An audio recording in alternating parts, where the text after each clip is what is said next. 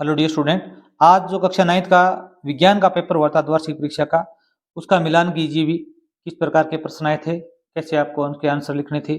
इसमें पहला प्रश्न आया था 25 डिग्री सेल्सियस का केल्विन में मान क्या होगा। केल्विन में मान बताना था तो आपका इसमें बी नंबर ऑप्शन क्या होता अभी राइट था, 298 केल्विन। इसमें क्या होता है अभी 25 डिग्री सेल्सियस प्लस में 273 जो इसका मान है केल्विन का, इसको जोड़ना था तो ये 298 केल्विन आता। नेक्स्ट देखो भी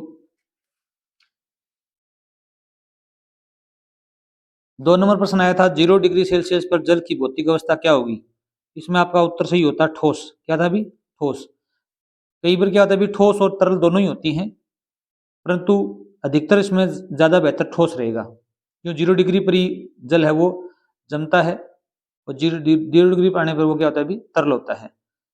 इमल्सन का उदाहरण है, इमल्सन क्या है अभी, इसका उदाहरण है दूध। क्या है अभी, दूध। इमल्सन का मतलब होता है 2 या 2 से अधिक तरल पदार्थों का मिश्रण, 2 या 2 से अधिक पदार्थों का तरल मिश्रण। ऑक्सीजन के क्वथनांक का मान क्या होता है। इसमें आपका आंसर होगा डी -183 डिग्री सेल्सियस। HNO3 में ऑक्सीजन के कितने अणु हैं, तो कितने अणु है ऑक्सीजन के, यहाँ पर सी ऑप्शन सही होगा, 3 अणु हैं। कितने अणु है अभी, 3। क्वेश्चन नंबर 6 देखिए भी, बहु परमाणु सल्फेट आयन का संकेत है। इसमें आपका उत्तर होगा सही सी ऑप्शन, SO4-2 बात है इसकी। नेक्स्ट देखिए भी क्वेश्चन नंबर 7 देखिए भी, सोडियम का सही इलेक्ट्रॉनिक विन्यास होता है। इसमें सोडियम का सही इलेक्ट्रॉनिक विन्यास होता है 281। ठीक है, इसके 11 अणु होते हैं। तो यहाँ पर और देखिए भी, कैल्शियम का परमाणु क्रमांक क्या है। कैल्शियम का परमाणु क्रमांक कितना होता है, 20 होता है। कितना होता है अभी, 20। तो यहाँ पर डी ऑप्शन आपका राइट होगा। अगला प्रश्न देखो, कोशिका का बिजली घर किसे कहते हैं भी, ये तो सबको पता है माइटोकॉन्ड्रिया होता है। क्या होता है अभी, माइटोकॉन्ड्रिया। डीएनए के क्रियात्मक खंड को क्या कहते हैं भी, तो डीएनए के क्रियात्मक खंड को क्या कहते हैं भी, जीन कहते हैं। क्या कहते हैं भी, जीन आपका आंसर है, सही होगा। अगर आप चैनल पर नए, चैनल को सब्सक्राइब कीजिए। आपको यहाँ पर इंग्लिश, मैथ और विज्ञान से संबंधित सामग्री पूरे साल भर मिलती रहेंगी। प्रश्न संख्या 11 देखो भी, जीवधारियों में कोशिका विभाजन के जरिए नई कोशिकाएं बनती हैं। ये इसमें आपका ऑप्शन होता कोशिका विभाजन। 12 नंबर क्वेश्चन है, अमीबा एक कोशिकीय जीव है। एक कोशिकीय जीव है।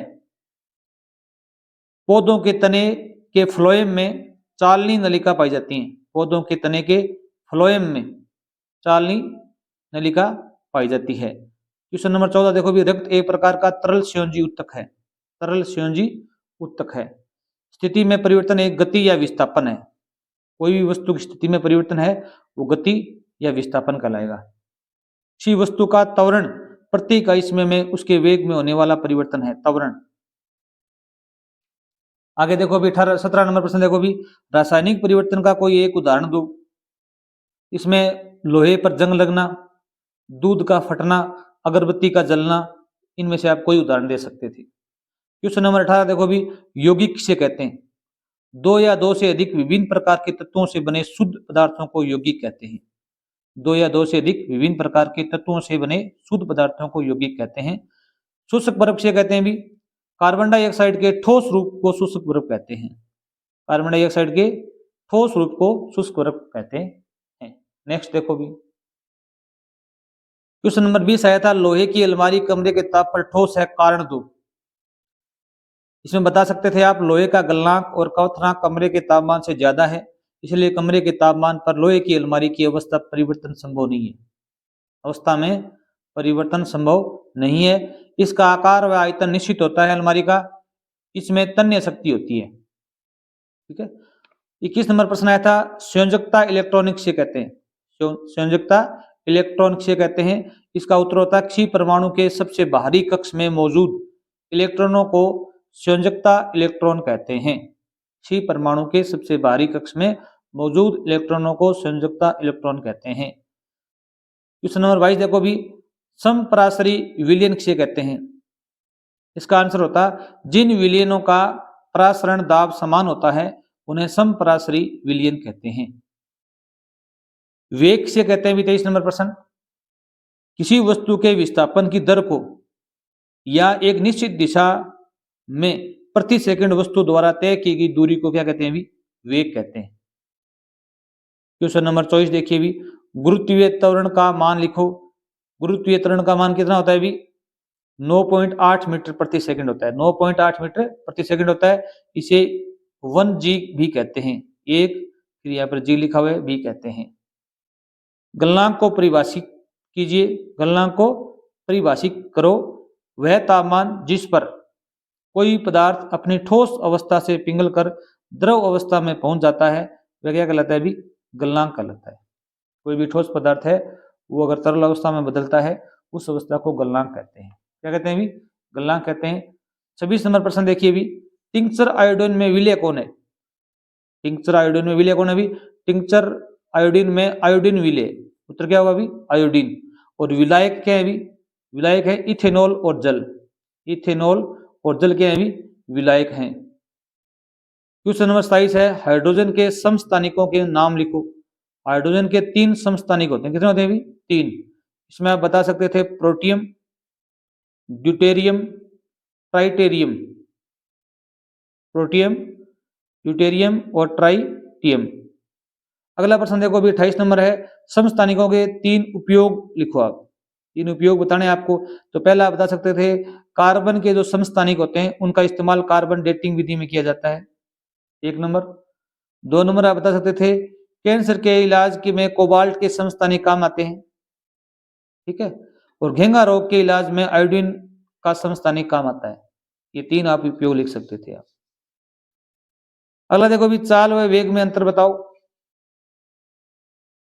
चाल से कहते हैं भी, चाल किसी वस्तु द्वारा इकाई समय में तय की गई दूरी को चाल कहते हैं। किसी वस्तु द्वारा इकाई समय में तय की गई दूरी को चाल कहते हैं।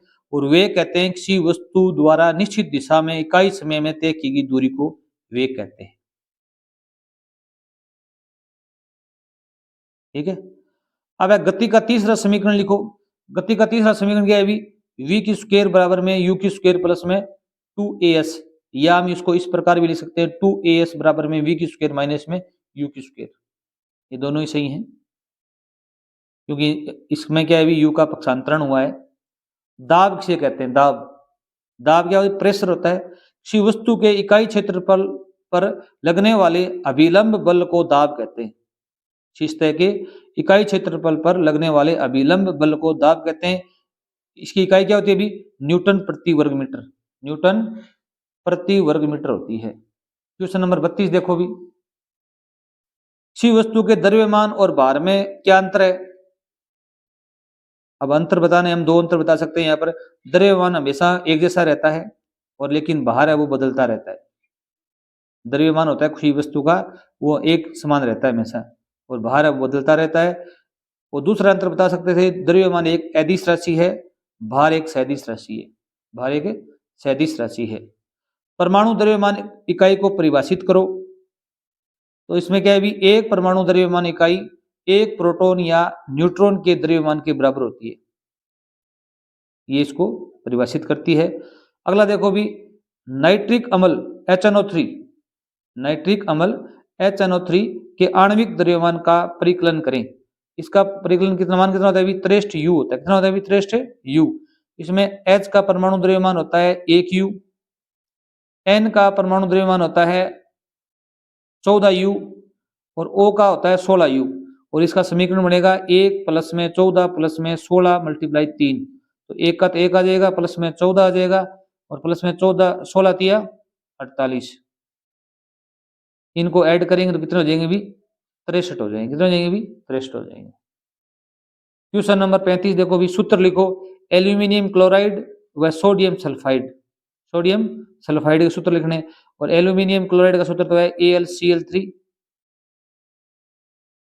और सोडियम सल्फाइड का है NO2S, Na क्या भी? Na2S। नेक्स्ट देखिए भी, प्रश्न संख्या 36 था, बोर की अवधारणा लिखो।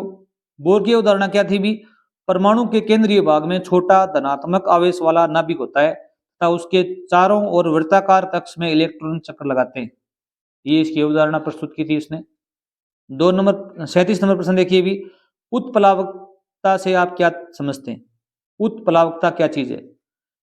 जब किसी वस्तु को किसी तरल में डुबोया जाता है तो उसे तरल उस वस्तु पर ऊपर की ओर एक बल लगाता है और जिसे उत्प्लावन बल कहते हैं। इस घटना को उत्प्लावकता कहते हैं। ये आपका आंसर था। अगला देखिए भी, वेग में परिवर्तन की दर को समझाओ। वेग में परिवर्तन की दर को समझाओ। इसका उत्तर होता है किसी वस्तु के वेग में होने वाले बदलाव की दर को त्वरण कहते हैं। और त्वरण एक सदिश राशि है।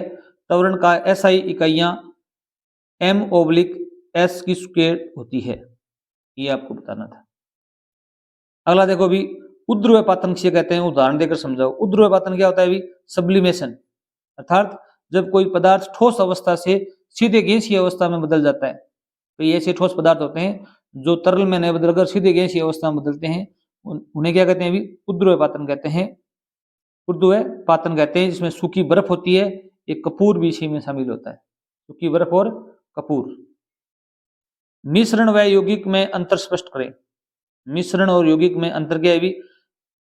ये बता सकते थे आप। मिश्रण 2 या 2 से ज्यादा पदार्थों को शारीरिक रूप से मिलाकर बनाया जाता है, जबकि यौगिक है वो 2 या 2 से ज्यादा तत्वों को रासायनिक रूप से मिलाकर बनाया जाता है। ये आप बता सकते थे। आगे देखो भी, 14 नंबर प्रश्न है, पादप कोशिका का नामांकित चित्र बनाइए। पादप कोशिका का चित्र निम्न प्रकार से बना सकते थे आप। जैसे देखो, पादप कोशिका का जो चित्र है वो आप इस प्रकार बना सकते थे। कोशिका भित्ति, कोशिका झिल्ली, हरित लवक संकेत करके। अगला देखो भी, न्यूरॉन का एक नामांकित चित्र बनाइए। न्यूरॉन का चित्र बनाना है, इस प्रकार बना सकते थे आप। ये जो डेंड्रॉइड, ध्रुमाक्षय, निशेल ग्रेन्यूल, कोशिका काय केंद्रक, इस प्रकार अंकित करके। और नीचे स्वान कोशिका, तंत्रिकाक्ष, माइलिन आवरण, रेन्यूवेयर के नोड, तंत्रिकाक्ष शिरा, सिनेप्टिक पुटिकाएं। अगला प्रश्न है, कोलॉइड के गुणधर्म लिखो। कोलॉइड के गुणधर्म आप लिख सकते थे। कोलॉइड एक विषममांगी मिश्रण होता है। 2 नंबर लिख सकते थे, कण इतने छोटे कि आंखों से हम नहीं देख सकते इसके। और कोलॉइड कण प्रकाश किरणों को फैला देते हैं, जिससे प्रकाश का रास्ता दिखाई देता है। तो ये आप लिख सकते थे। आगे 44 नंबर प्रश्न है, जटिल स्थायी उत्तक की विस्तार से व्याख्या करें, आवश्यक चित्र बनाएं। ये आप अपनी बुक से देख सकते हैं, मिल जाएगा आपको। बड़ा प्रश्न है। चित्रों की सहायता से संयोजी उत्तक की विस्तार से व्याख्या करें। स्वयं संरक्षण का नियम लिखो। ये प्रश्न आप अपनी बुक से, बड़े प्रश्न है, देख सकते हैं। Thanks for watching video.